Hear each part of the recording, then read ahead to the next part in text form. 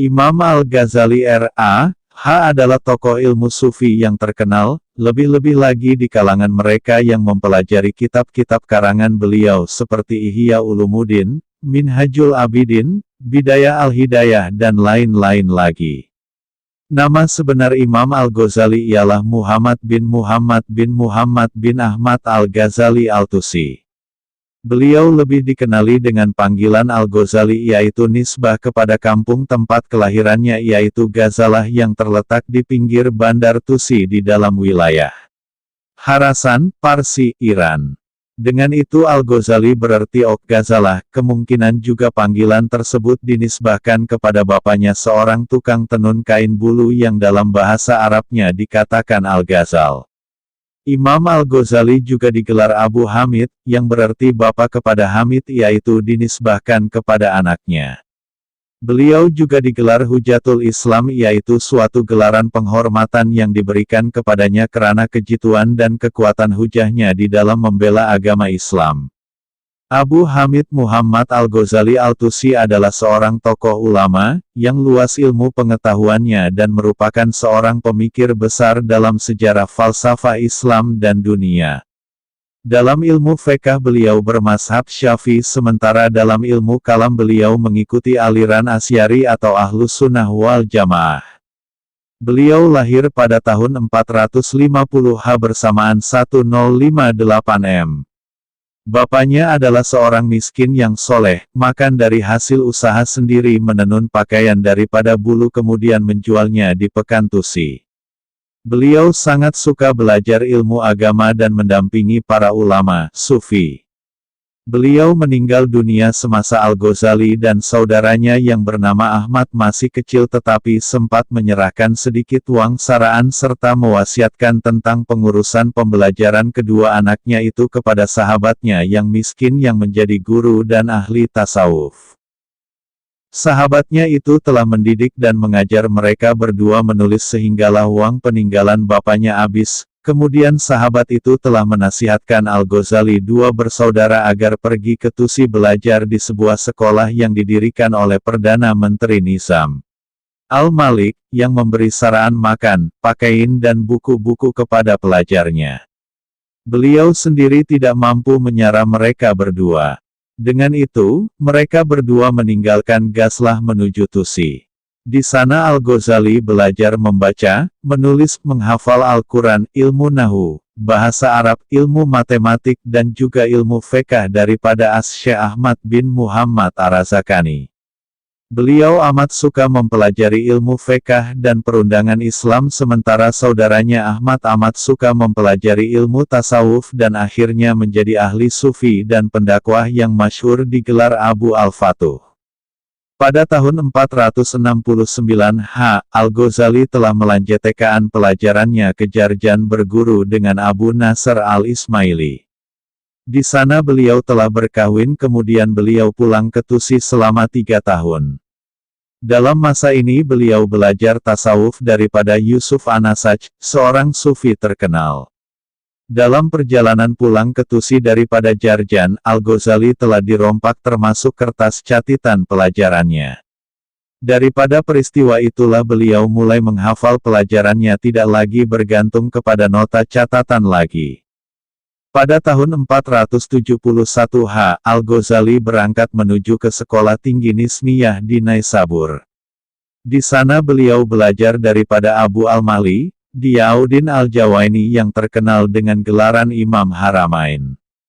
Berbagai cabang ilmu pengetahuan telah dipelajari daripadanya samada ilmu agama seperti fiqh dan ilmu kalam atau ilmu falsafah seperti mantik, jidal, hikmah dan lain-lain sehingga beliau mengetahui berbagai mazhab, perbezaan pendapat masing-masing dan beliau dapat menolak tiap-tiap aliran yang dianggap salah. Bahkan beliau dapat mengimbangi keilmuan gurunya itu. Di sini beliau mula mengarang berbagai buku dan berbagai bidang, di antara buku karangannya yang dikagumi gurunya ialah yang dinamakan Al-Manhul. Sewaktu berada di Naisabur, Al-Ghazali juga mempelajari teori dan amalan tasawuf daripada seorang alim fakih dan ketua ahli sufi di sana yang bernama Al-Faramdi. Al-Ghazali juga belajar tasawuf daripada Abu Bakar Al-Warraq dan Abu Bakar Al-Tusi. Selepas kematian gurunya, Al-Ghazali telah berpindah ke Muaskar atau Askar, suatu tempat di Irak atas jemputan Nizam al-Malik, Perdana Menteri dari Sultan Turki yang berkuasa di bawah pemerintahan Khalifah Abbasiyah dari Baghdad. Di Muaskar, Al-Ghazali diminta memberi pengajaran sekali dalam 2 minggu di hadapan pembesar dan para ahli ilmu di samping kedudukannya sebagai penasihat agung kepada Perdana Menteri. Dengan itu kedudukannya semakin penting di kalangan rasmi. Pengajian 2 mingguan itu berlangsung selama 5 tahun. Selepas itu pada tahun 484 Al-Ghazali telah dilantik menjadi profesor kanan di Universiti Nizmiyah di Baghdad. Waktu itu beliau baru berusia 34 tahun. Perlantikan kejawatan itu belum pernah diberikan kepada sesiapapun pada usia yang sebegitu muda. Perlantikan itu adalah merupakan suatu penghormatan tertinggi di dalam dunia Islam ketika itu. Kemasyhuran beliau sebagai orang alim, guru serta pemidato yang petah berucap tersebar dengan cepat.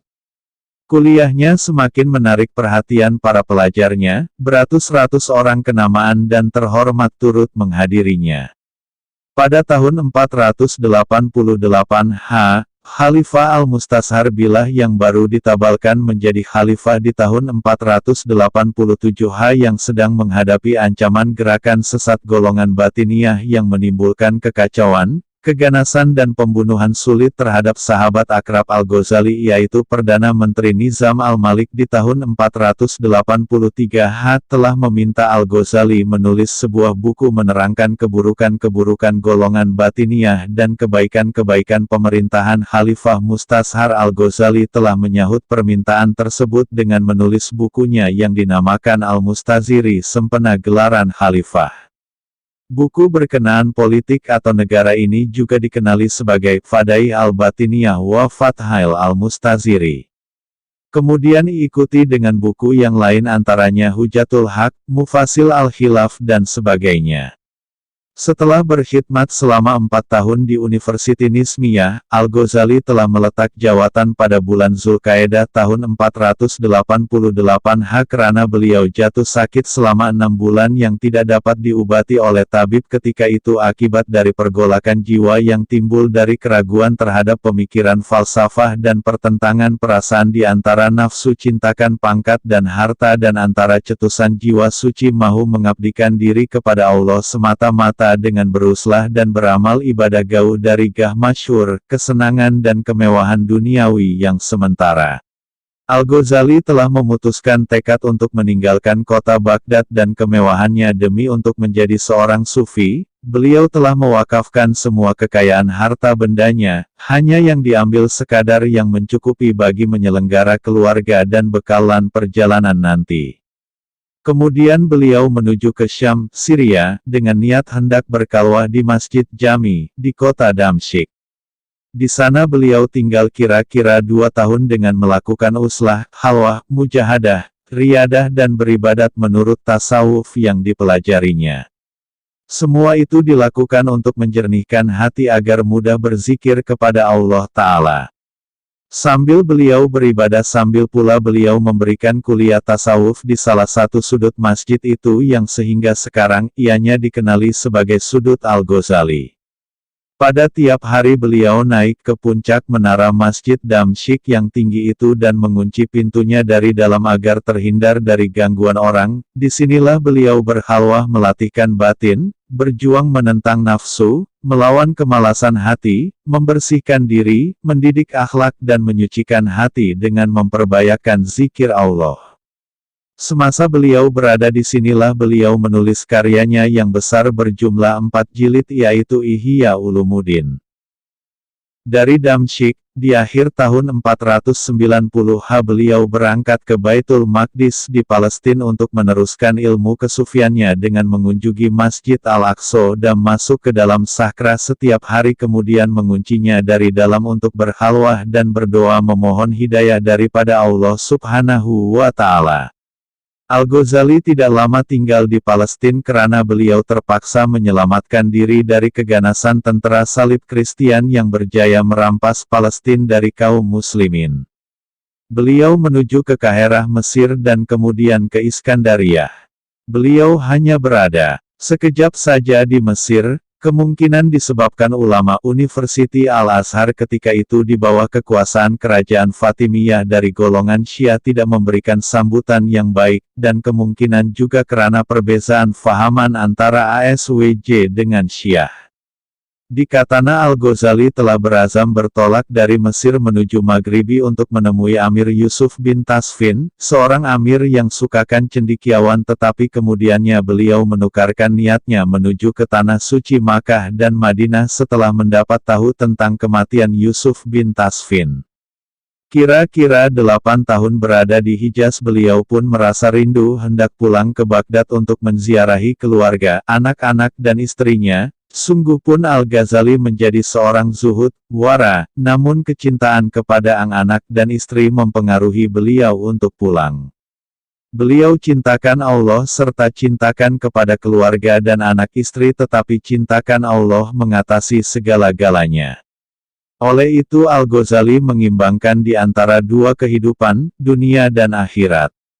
Al-Ghazali tidak lama tinggal di Baghdad kali ini karena pada tahun 499 beliau berpindah ke Nisabur. Di sana beliau telah diangkat menjadi ketua Prof. Kanan di Universiti Nizmiyah Cawangan Nisabur oleh Perdana Menteri Fahrul Al-Malik, anak Perdana Menteri Nizam Al-Malik.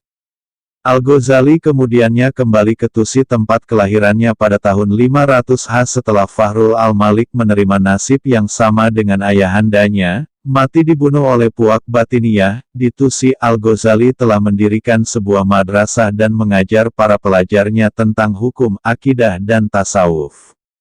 Ahmad, anak sulung Nizam Al-Malik yang dilantik menjadi Perdana Menteri menggantikan saudaranya yang mati dibunuh, telah meminta Al-Ghazali bertugas semula di Universiti Nizmiyah.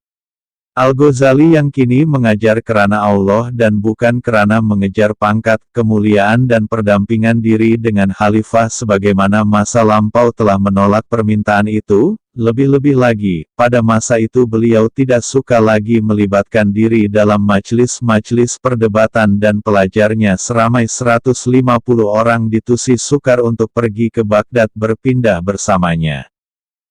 Al-Ghazali menghabiskan hari-hari akhir kehidupannya dengan mengarang, mengajar dan juga belajar.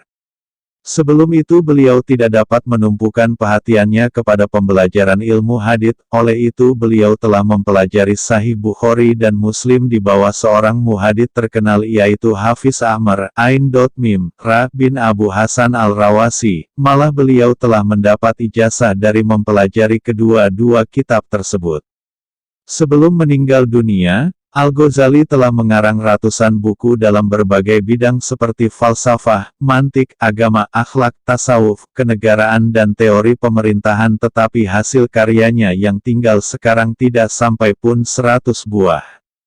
Di antara karyanya yang telah diterjemah ke dalam bahasa Melayu atau Indonesia ialah Ihya Ulumuddin, Bidayah Al-Hidayah, Minhajul Abidin, Mizan Al-A'mal, Ayyuhal Walad, Kimia As-Sa'adah dan lain-lainnya. Di antara buku yang terakhir ditulis oleh beliau ialah Minhajul Abidin dan yang paling terakhir ialah buku berkaitan ilmu kalam. Al-Ghazali meninggal dunia yang fana, di Tusi pada hari Isnin, 14 Jamadil Akhir tahun 505 bersamaan tanggal 19 Desember tahun 1111 Masehi dan disemadikan di perkuburan Tabiran.